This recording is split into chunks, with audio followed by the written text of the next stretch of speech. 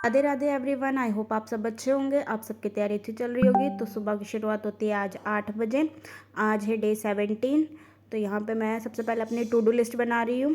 तो to do list मेरी ये रही। तो उसमें मेरे current affair, editorial, reasoning, mains, miscellaneous आज करूँगी। आज पजल्स नहीं करने की। और पार्टनरशिप का लास्ट लेक्चर रह रहा था, वो रिवीजन करना है, डीआई करनी है। और उसके बाद जो बचता है टाइम, अगर बचेगा तो वो आगे का करूँगी, वरना नहीं करूँगी। तो यहाँ पे मैं कर रही हूँ करंट अफेयर। तो ऐसा हुआ कि मैंने अपनी टू डू लिस्ट तो बना ली, लेकिन उसके बाद टाइम काफ़ी हो गया था, तो मुझे घर का भी काम करना था। काम करने के बाद मैं फ्री हुई थी ऐसे कुछ 10 साढ़े 10 बजे। तो उस टाइम मेरा मन नहीं कर रहा था आज पढ़ने का। तो आज मैंने फिर उसके बाद मैंने थोड़ी देर मतलब अपना टाइम इधर उधर ही किया। आज पढ़ने का बिल्कुल मन नहीं कर रहा था सुबह का टाइम, पता नहीं क्यों। ऐसे ही नींद भी आ रही थी, तो मैंने कहा चलो अभी अपना निकालना 6 से 7 घंटा या 5 से 6 घंटा निकालना। ज़रूरी नहीं कि सुबह से ही लग जाए। कई बार होता है कि नहीं होता, स्किप कर देते हैं, तो वो चलता है, लेकिन हमेशा नहीं चलता। थोड़ी देर सोने के बाद फिर उसके बाद मैंने अपनी पढ़ाई फिर से कंटिन्यू कर दी, क्योंकि मेरे पास टाइम इतना ज़्यादा नहीं बच रहा था। मुश्किल से मुश्किल में 5 से 6 घंटा ही दे पाती।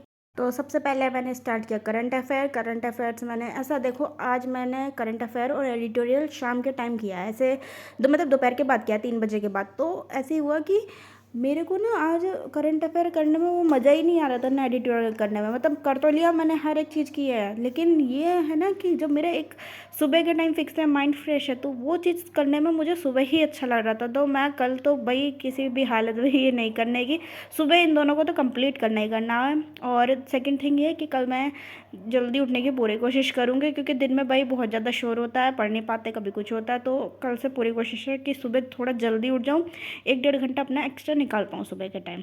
तो ये सब एडिटोरियल करने के बाद मैं फ्री हुई थी, मतलब ऐसे बज रहे थे 4:30 5 बज गए थे, तब मैंने अपनी रीजनिंग स्टार्ट करी। आज मुझे मिसलिनियस करना था, तो आज मैं मिसलिनियस कर रही थी। तो उसमें ऐसा था कि पज़ल दे रखी थी, पज़ल नहीं थी, क्वेश्चन था कि उसमें 6x6 करके मैट्रिक्स बनाने थे। उसमें नंबरिंग भी दे रखी थी, लेफ़्ट टू राइट कुछ नंबर्स हैं, राइट टू लेफ़्ट लेने हैं। फिर उसके बाद कोई कहीं पे अल्फ़ाबेट है, फिर जहाँ उन अल्फ़ाबेट के नंबर लिखने के लिए भी odd digit number, alpha number, मतलब कौन से लेटर्स किस नंबर पे आ रहे हैं, उस हिसाब से भी चूज़ करना था। मतलब पज़ल एक नंबर की, मतलब जो मिसलेनियस था ना, आज का क्वेश्चन 1 नंबर का बेस्ट क्वेश्चन था। इतना बढ़िया था कि फ्री और मतलब फ्री नंबर थे उस क्वेश्चन में।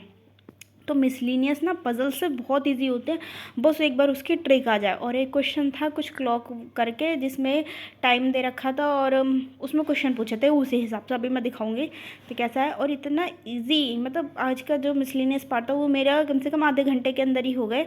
वो भी मैं तब कर रही थी आधे घंटे के अंदर, जब मैं एक बार क्वेश्चन समझ के खुद से कर रहे थे, मतलब वीडियो देख के भी और खुद से भी करी, तो बहुत आसानी से हो गए।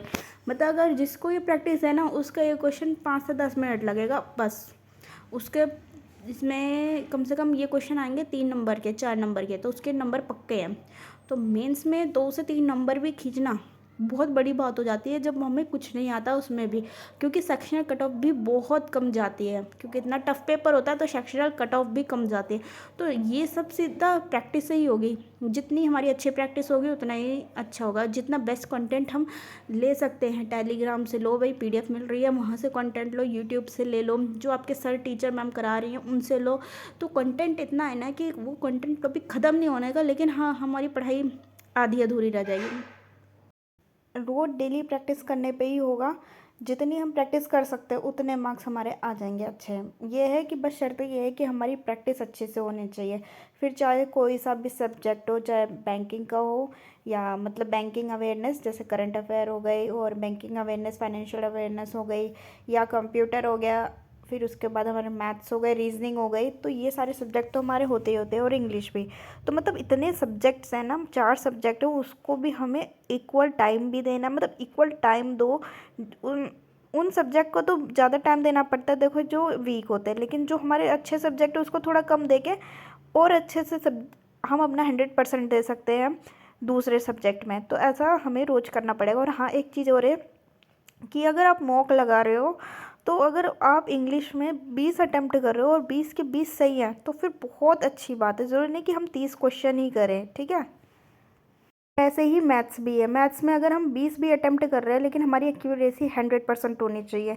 ये धीरे धीरे करके हमें अपने नंबर बढ़ाने हैं और नेगेटिव कम से कम करना चाहिए। जो हमें नहीं आता वो डाउट है तो उसे छोड़ दो। तो ये रहे मेरी रीजनिंग के क्वेश्चन। ये रहा 6x6 मैट्रिक्स और इसके क्वेश्चन थे 2 या 3 क्वेश्चन थे। 3 क्वेश्चन थे शायद इसी एक क्वेश्चन के, तो 3 नंबर यहाँ से पक्के। और दूसरा क्वेश्चन था क्लॉक करके, तो यहाँ से एक ये नंबर था। तो इसमें से भी 4 क्वेश्चन थे, तो 4 नंबर यहाँ से पक्के। 7 नंबर का पूरा आराम से पेपर था, इतना इजी। तो सेक्शनल कट ऑफ भी क्लियर करना पड़ता है, और इतने इजी क्वेश्चन है तब तो फिर अलग ही बात है। तो ये है 2 ही क्वेश्चन थे, बहुत इजी थे। तो डेली प्रैक्टिस करनी है ज़्यादा से ज़्यादा।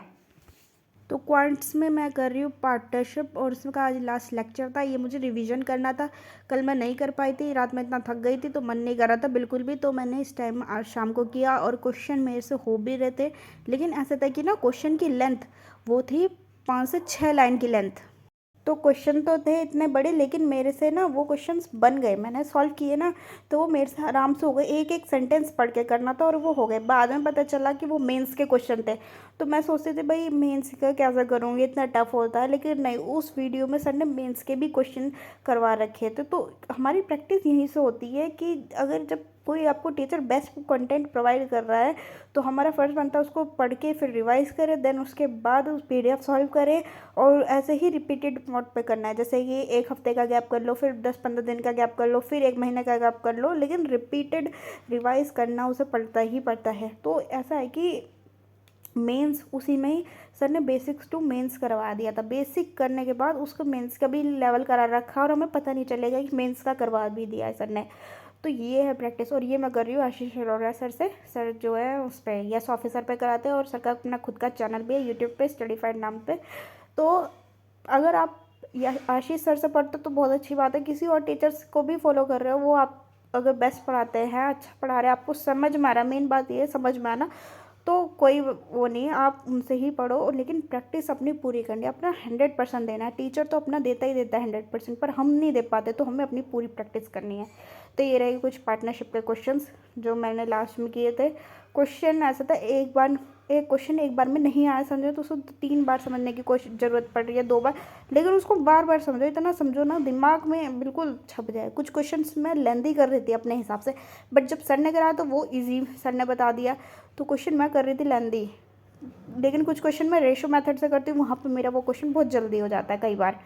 तो ये होती है प्रैक्टिस, जब आप एक ही क्वेश्चन को 2 से 3 अलग अलग उससे करते हो क्वेश्चन मेथड से, तो ये होती है। और उसमें से हमें चूज़ करना पड़ता है कौन सा ईजी है और कौन सा सही हम कर सकते हैं टाइम में, कि जिसकी हमारी स्पीड तेज है उसे करना है, जो आपको बेस्ट लगता हो। इसमें एक एंट्री मेथड है, तो वो भी अपने हिसाब से करना है। तो ये रहे मेरे current affair, editorial, reasoning, mains, quant का रिवीजन हो गया। अब बसती ये 3 चीज़, जो कि अगर मेरे को अगर टाइम मिलेगा, अभी तो मैं कर रही हूँ इंग्लिश की एक चेकलिस्ट है, ये करी निमिष मैम देते, ये करूँगी। उसके बाद क्योंकि इस टाइम मुझे 8 बज गए हैं, तो 8 बज गए थे, और उसके बाद मुझे खाना भी खाना है और काम भी करना है, थोड़ा बहुत काम रहता है, मम्मी की हेल्प करनी है। देन उसके बाद मेरे पास टाइम बचता है तो मैं एक DI करूँगी, और ये इंग्लिश की पूरी PDF सॉल्व करूँगी, क्योंकि इसमें इतना सारा कंटेंट है। देखो ईडियम्स, फ्रेजल वर्ब्स और एरर डिटेक्शन, काफ़ी चीज़ें हैं इसमें। एक चीज़ बेस्ट है, क्या है कि क्वेश्चन जो है एरर डिटेक्शन के 20 हैं क्वेश्चन के बाद, इसमें देखो सॉल्यूशन कैसे है। पहले सॉल्यूशन देखो कैसे दिखाया, कि इसकी पूरी एक्सप्लेनेशन दे दी कि वो क्या है, क्यों आ रहा है ऐसा। फिर उसके बाद करेक्ट करके वो वर्ड भी दिखाया, और कौन सा ग्रामर रूल अप्लाई हो रहा है वो भी दिखाया है। ऐसे ही सब क्वेश्चन सारे 20 जो क्वेश्चन है 20 के 20 ऐसे ही है। ऐसे ही फिर पैराजम्बल में भी है।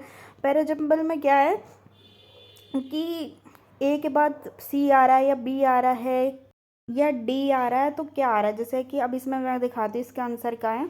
ये रहा इसका आंसर, जैसे BCDEA है, तो वो B के बाद C क्यों है, C के बाद D क्यों है, तो सब कुछ दे रखा है। तो मेरे पास टाइम बचता है तो मैं आज ये रात में करूँगी। होप सो मेरी वीडियो आपको अच्छी लगे तो प्लीज़ सब्सक्राइब करें चैनल को और लाइक करें। Thank you.